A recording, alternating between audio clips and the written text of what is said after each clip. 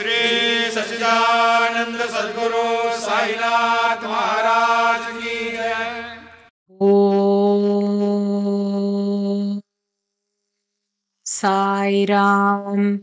ஸ்ரீ சாயி சத்சரிதம் மராத்தியில் ஓவி நடையில் எழுதப்பட்ட மூல கிரந்தத்தின் தமிழ் மொழிபெயர்ப்பிலிருந்து 47வது அத்தியாயத்தின் தொடர்ச்சியை இப்பொழுது நாம் கேட்கலாம்.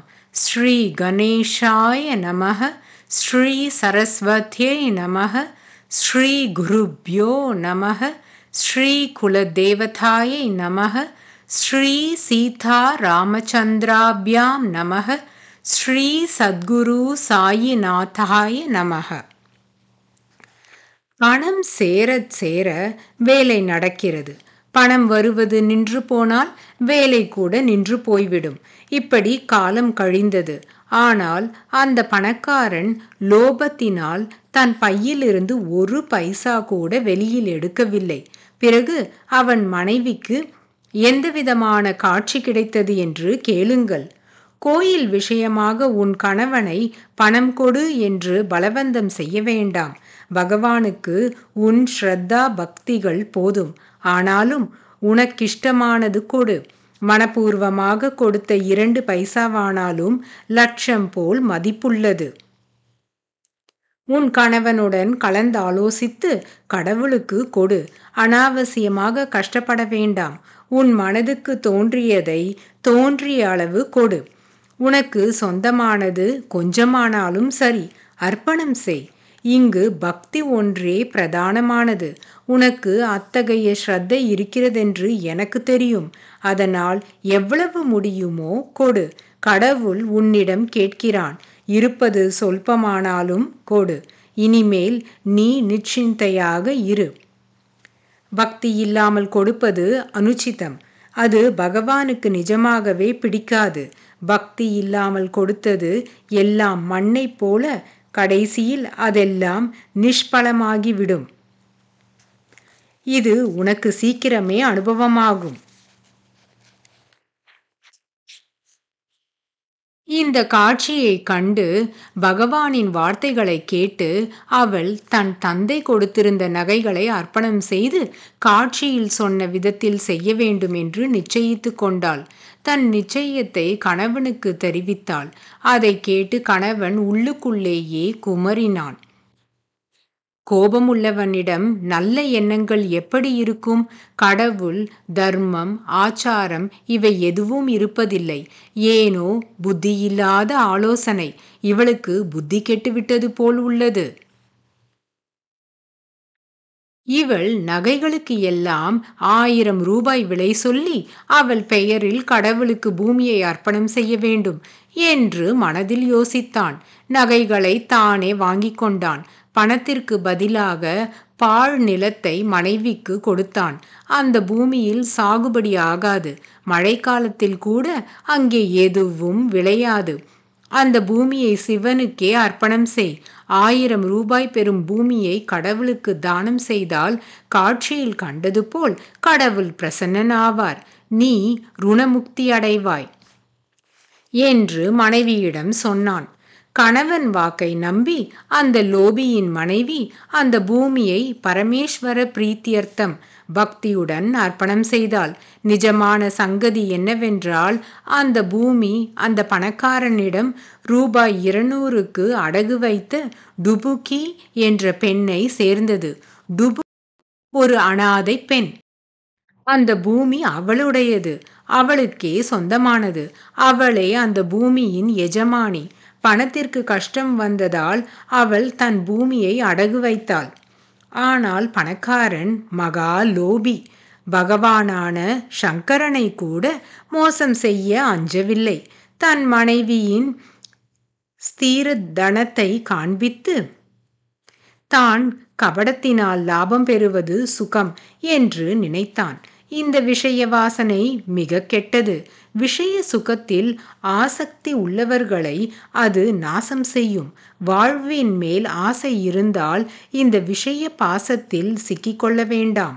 நல்ல சப்தத்தை கேட்கும் ஆசையில் மான் இறந்து போகிறது. அழகான மணி அதை தரித்திருக்கும் சர்ப்பத்தின் மறைவிற்கு காரணமாகிறது.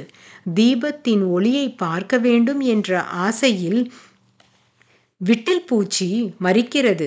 இப்படி விஷய சக்தி அழிவிற்கு காரணமாகிறது. விஷய சுகானுபவத்திற்கு தனம் தேவை.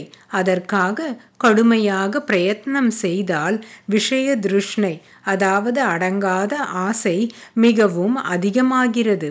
அதை ஒழிக்க முடியாமல் போகிறது. சந்தேகம் இல்லாமல் பூமி ஒரு பிரயோஜனமும் இல்லாதது. எவ்வளவு முயற்சி செய்தாலும் ஒரு தானியம் கூட விளையாது. அதை கிருஷ்ணார்ப்பணம் என்றால் அந்த தானம் இஷ்டமில்லாமல் கொடுத்தது போன்றதே. முடிவில் துக்கம் கொடுக்கும் தானத்தினால் பாபத்தை மூட்டை கட்டி கொள்வதே போல் அல்லவா? ஆனால் தேவாலயத்தின் பூஜாரி மட்டும் கடவுளுக்கு நிலம் கிடைத்தது என்று ரொம்ப சந்தோஷப்பட்டான். பிறகு சிறிது காலத்தில் ஒரு விபரீதம் நடந்தது. கிருத்திகா நட்சத்திரம் தினம் நன்றாக மழை சொரிந்தது. பயங்கர புயல் எழுந்தது. ஒரு முறை மின்னல் மின்னி கட்டிடங்கள் இடிந்து விழுந்தன. கடவுளுக்கு கொடுத்த பூமி மட்டும் பத்திரமாக இருந்தது. மற்றவை எல்லாம் எரிந்து போயின. அந்த பணக்காரனுக்கு பலத்த நஷ்டம் உண்டாயிற்று. அவனும் அவன் மனைவியும் மரணமடைந்தனர். டுபுக்கியும் இறந்து போனாள். இப்படி அந்த மூவரும் இறந்தார்கள். பிறகு அந்த பணக்காரன் மதுரா நகரில் ஒரு ஏழை பிராமண குடும்பத்தில் பிறந்தான். பக்தையான அவன் மனைவி சிவாலயத்தின் பூஜாரி வீட்டில் பிறந்தாள். அவளுக்கு கௌரி என்று பெயரிட்டார்கள். டுபுக்கி கோயிலில் வேலை செய்பவர் வீட்டில் ஆணாக பிறந்து சென்னபசப்பா என்று பெயரிடப்பட்டான். இப்படி மூவர்களின் சூழ்நிலையில் வித்தியாசம் வந்தது. அவர்களின் கர்மத்தின் பலனாக இப்படி நடந்தது. புனர்ஜன்மத்தில் பணக்காரனுக்கு வீரபத்ரப்பா என்று பெயரிட்டார்கள். இந்த பிராரப்த கர்மத்தின் மர்மம் என்னவென்றால், முழுவதும் அனுபவித்தாலே அது தீரும். சிவாலயத்தின் பூஜாரிக்கு என் மேல் ரொம்ப உயிர். தினம் என் வீட்டிற்கு வந்து என்னுடன் சிலும் புகைப்பான். இப்படி நாங்கள் ஆனந்தமாக இரவெல்லாம் பேசிக்கொண்டிருப்போம். கௌரி பெரியவளாகி கல்யாண வயதடைந்தாள். என்னிடம் அவளையும் கூட்டி வருவான். அவளும் கூட என்னை அபிமானத்துடன் பார்த்து வந்தாள். ஒரு தினம் பூஜாரி, எல்லா பக்கத்திலும் தேடி பார்த்து விட்டேன். இந்த சிறுமிக்கு வரன் எங்கேயும் அகப்படவில்லை. பாபா, சம்பந்தங்கள் தேடி அழுத்து விட்டேன். என் பிரயத்னங்கள் எல்லாம் வியர்த்தமாக போயின. நிம்மதியில்லாதது போல் இருக்கிறது என்றான். எதற்கு பயம்? வரன் வழியிலே இருக்கிறான். சிறுமி பாக்கியசாலி, மிக பணக்காரி ஆவாள். அவளையே தேடிக்கொண்டு வழியில் கால்நடையாக நடக்கும் வரன் வருகிறான். வெகு சீக்கிரம் உன் வீட்டிற்கு வந்து உன் வார்த்தைப்படி கௌரியை பாணிகிரகணம் செய்வான் என்று சொன்னேன். மேற் சொன்ன வரன் பெயர் வீரபத்ரன். ஏழை குடும்பத்தவன். ஆனாலும் தாய் தந்தைக்கு தைரியம் சொல்லி தன் வீடு விட்டு கிளம்பினான். ஊர் ஊராக பிக்ஷாடனம் செய்து, சில முறை கூலி வேலை செய்து, மற்றொரு முறை கிடைத்த ஏதோ ஒன்றை சாப்பிட்டு சந்தோஷத்துடன் திரிந்து வந்தான். அப்படி அலைந்து திரிந்து தெய்வ வசத்தினால் பூஜாரியின் வீட்டை வந்தடைந்தான். அல்லாமியாவின் அகடித்த லீலை, அதாவது நடக்க முடியாததை சகஜமாக சாதிக்கும் தெய்வ லீலையினால் வீரா எல்லோருக்கும் பிரியமானவனானான். அப்படி இருக்க பூஜாரிக்கு அவன் மேல் ஒரு கண்.